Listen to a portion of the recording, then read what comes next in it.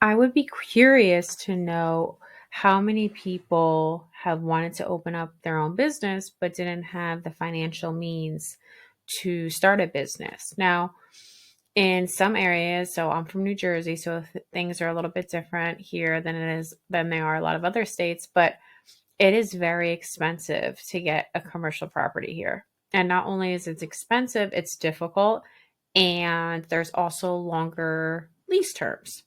Now, I don't know how it is in other states, but here it's quite hard to jump into the start of entrepreneurship in the sense that if you wanted to rent a commercial building or a commercial office or open up your own storefront or shop or restaurant, cafe, whatever it is.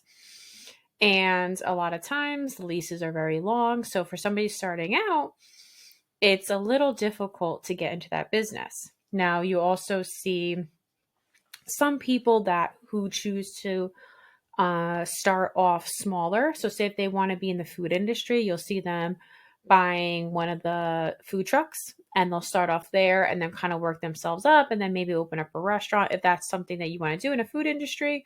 Or other people that maybe want to do the clothing industry, they might start with an Etsy shop, or maybe they could sell off of Amazon or the big conglomerate sites, or they could rent a storefront and open up their own boutique, which again is very expensive to start.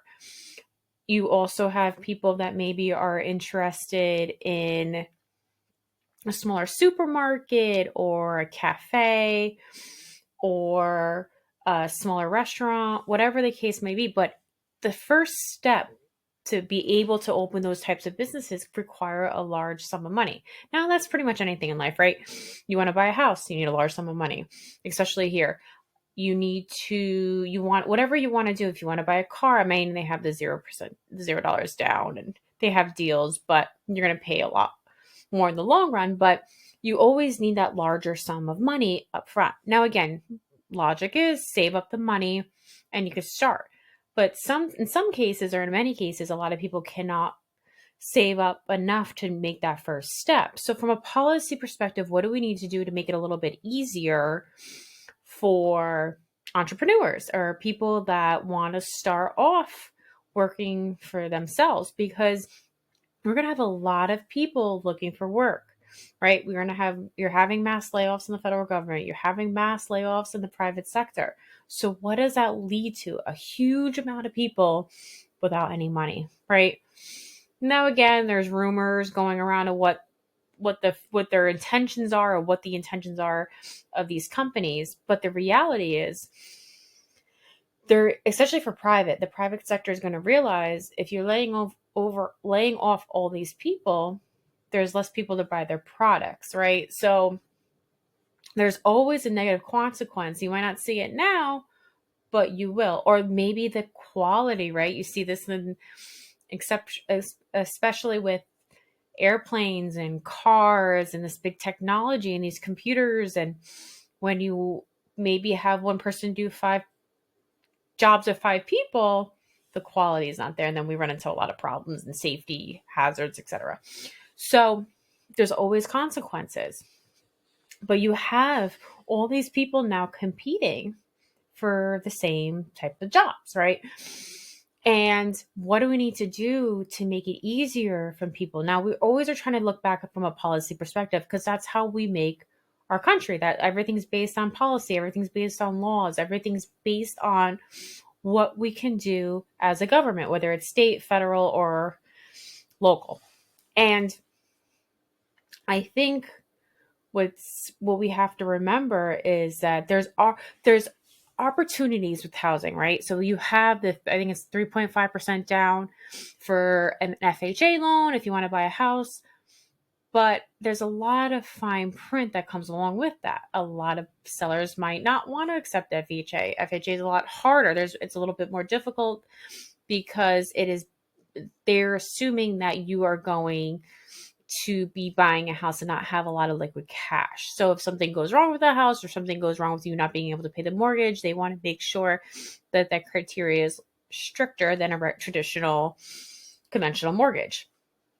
So there is opportunity, right? So the government says, okay, we're going to go in, give these opportunities, but how much really is it when you're competing with people that are putting all cash, or people that are competing with people that are conventional? You're probably are not going to have the best opportunity. Not saying that it's impossible, but your chances become very low. So I think that's also something to remember. Sometimes we develop these policies in hopes that we're fixing society or helping society, but the reality is we're not helping society as much as we maybe plan to. And that is something to consider, right? I think that it's a great opportunity to be able to have a low cost option for housing, as it gives people an opportunity. But if there's not a lot of housing options, and if there's a housing shortage, and then you're competing with people that have a lot of liquid cash, how much opportunity are you really giving? And that's the balance that we have to kind of figure out from a society perspective. And then people have to get involved. People have to get involved with their elected officials, get involved with their legislators. A lot of people don't realize, but a lot of the legislation is written on a state level. Your state level politics sometimes affect you more than your federal level. But federal level makes headlines, right? And it's important to understand the federal laws and policies, because they do at the end of the day affect you. This is why you have taxes. This is why you have the IRS. This is why you have the budget on war, budget on food. Everything is all based on federal, but your everyday life is probably going to be impacted more from your state policy. So if you don't know who your state legislator is, find them. Everyone, I think most states, or if all states have a legislative website, go on and find your legislator. And the reason why I say this is because you need to be able to contact them if you have an issue, right? And maybe there's a whole group of people in your state that a policy is affecting and they just don't know. And if they can't change and make policies if they don't know. And I think that it's so important from a legislative perspective and a policy perspective to get people talking, because if people are not talking, how are these leaders essentially going to lead us if they don't have all the information? Now, I think it's going to be very hard for from a federal government perspective to try to fix this. I mean, besides not mass laying off people, but their goal in mind is to cut the budget, right? And whether you agree or don't agree, this is where we are for right now until we've everything kind of the dust settles, I guess, and then kind of decide like what's best and what's not best, right? And I think it's going to be a little difficult to find middle ground with everyone right now. But I think what we need to do is spend some time on the economy, because a lot of this stuff might not be economically beneficial. Now, the rumor, I don't know, is that possibly everyone is going to get a refund, right? Everyone's going to get money back. And this idea is, okay, we're going to lay off everyone. We're going to give them money back. That hopefully will keep the money flowing in the economy until everyone gets another job or figures out what they're going to do. And that will kind of save the numbers. I don't know. I have no idea what the plan is. But I think that we need long-term solutions. We need people to be planning for retirement. We need people to be able to afford a house. We need people to be able to have children and be able to maintain a job and just have this. I'm not saying white picket fence kind of dream, because I know that those dreams are long gone. But I think as a society, the basic living should be accessible to most, and or if not all, right? And there's different levels, depending on what state you live or what your aspirations or goals are. Everyone's going to be at a different economic level. And I think what the problem's going to be is getting everyone together on in the same boat, in the sense that everyone, no matter what your political party is, what your class is, what your history is, whatever it is, we could all agree that everyone should have an opportunity to be able to afford their cost of living.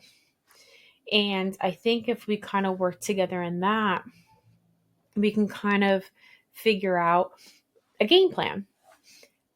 But until we until we get to everyone to that point, I think it's going to be very hard. So I do want to reach out to some people, have a few guests on, hopefully soon, just to kind of hear people's perspective about this. I want to hear, what do people think from a federal standpoint, private sector, entrepreneurial, like figure out where the issues arise. Now everyone is very nervous because a lot of people are losing their job. It's a source of income. People have mortgages to pay. People need to buy food, and it's going to be very, I think, difficult now until solutions are designed or developed. But I don't know if, when people discuss about where all the jobs should be, I mean, I think it's important that we have a mix. I think you need the private sector, need the federal sector. I think you need a lot of entrepreneurs. I would say I would lean towards more the entrepreneur economy right now. So like, give people opportunities, right? Give people opportunities to be able to open up their own business or sell their product, or make it easier for people to work for themselves, because then I think that also helps address the issues of childcare, housing costs, somebody being home to, I don't know, get the washing machine delivered. It's all these things. And because the reality is, when a lot of families, most people, no one is home to do a lot of things, deal with doctors, deal with, if they have children, they have childcare and children issues, and or if they have family, or if they have pets, whatever the case may be.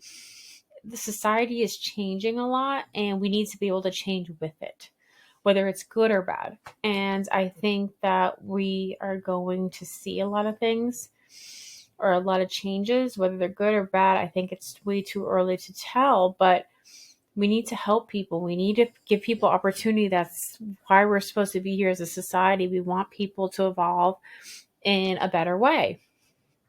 And I think that we have to always remember that our goal is to be united, right? As a country, we want to be united. We want to be able to prosper.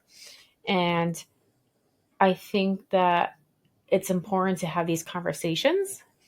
And hopefully I can get some people on here that could give a little insight about what we see the future to be, and what issues might arise, and what kind of policy development we hope to advocate and lobby for when we are seeing a lot of people struggling. We see people financially struggling a lot right now, and it's primarily the middle class. And we are at a point in our time where we need a strong middle class. We desperately need a middle class, and we're slowly losing that. So what do we need to do to strengthen it and also get it back? And I think that is something that hopefully will be the goal for the next few years. And until we see that, we're going to have a very weak economy. Middle class makes the economy. It is what it is, but that's the case. And people might disagree, but I will probably strongly disagree, because the reality is the middle class makes the money, spends the money, right? The people at the full top hoard the money or invest the money. They keep the cash. They invest into stocks or real estate or businesses or companies. They don't spend everyday money. Not that they don't buy groceries and everything. Of course they do. But the middle class are the ones going on vacation often. They're the ones buying items. They're the ones spending money with their children, school activities. They're the ones that are constantly making this economy go. The people at the bottom are not spending the fun money. They're not spending the liquid cash because they barely can afford their bills. They can barely afford rent or their mortgage or groceries. They're not spending anything extra. It's the middle class, the majority of people that are keeping the economy afloat. And if you don't have a strong middle class, your economy is done. So I think that hopefully people will realize that, and elected officials will realize that and start changing these policies and really change them. Don't like change them a little bit thinking that you're making a big difference in the world. And again, I understand everyone knows the history of policies. It's very slow. It's not meant to be fast for a reason. But I think when you're not targeting the mass majority, that's when you have a lot of failed policies. And we're seeing that more and more. We need the policies that affect the majority. We need them to affect the 60% of society, 75% of society, because they're the ones that are spending the money. They're the ones making the money. They're the ones working like crazy and spending the money like crazy.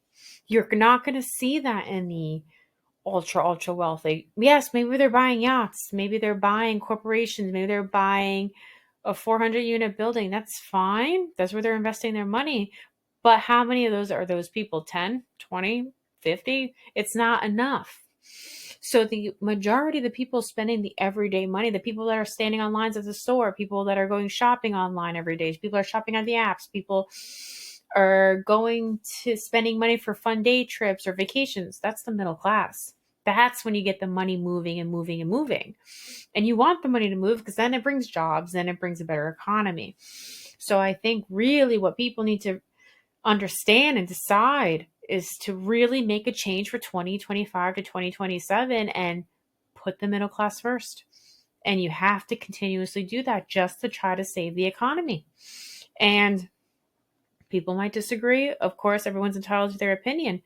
But without the middle class, you don't have a strong economy. You have one that's failing or struggling, and you're not going to see any improvement with that type of separation of the middle class suffering the most. And a lot of these policy ideas, and you see this when we have a huge race coming up in our state, and you're not targeting the majority. And that's a huge problem. And you see that in other states too. And you see that in local elections. You see that state elections. You even see that in the federal government. And it's nice to have these ideas, these taglines. You ever see the signs, the commercials? They love taglines.